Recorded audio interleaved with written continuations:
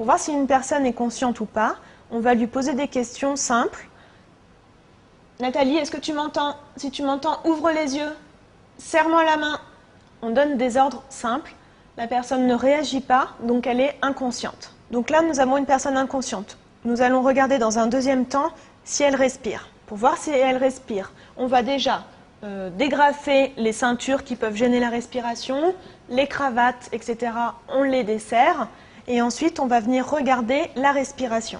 Quand une personne est inconsciente, tous les muscles sont relâchés. La langue, c'est un muscle, donc en fait, elle va tomber comme ça au fond de la gorge.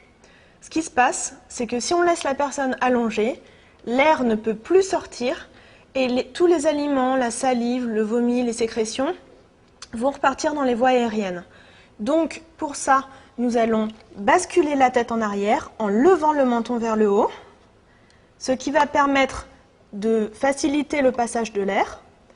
Et nous allons retourner la personne sur le côté pour lui permettre d'évacuer tous les liquides et les sécrétions à l'extérieur. On va basculer maintenant la tête de la victime en arrière en montant le menton vers le haut.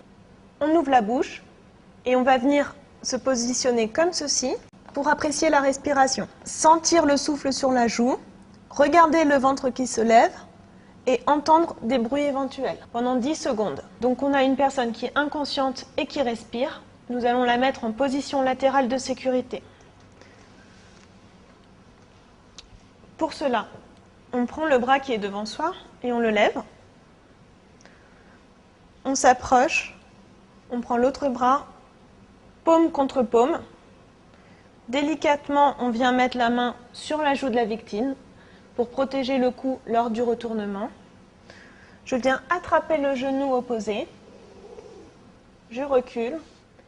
Et tout doucement, je viens appuyer sur le genou et j'accompagne le retournement également au niveau de la tête. Le retournement doit se faire de façon délicate pour éviter d'aggraver d'éventuelles lésions de la colonne cervicale. Je viens ensuite dégager ma main, tout doucement. Je viens stabiliser la victime en tirant le genou vers moi. La victime est donc bien stable, on appuie sur son genou et sur son coude. Je viens avec juste mon doigt ouvrir la bouche de la victime pour que les liquides puissent s'écouler vers l'extérieur. Il est important de surveiller régulièrement la victime pour éviter que son état s'aggrave, de la couvrir avec une couverture ou un manteau si elle est à même le sol et évidemment d'appeler les secours pour qu'ils puissent assurer le suivi de la victime.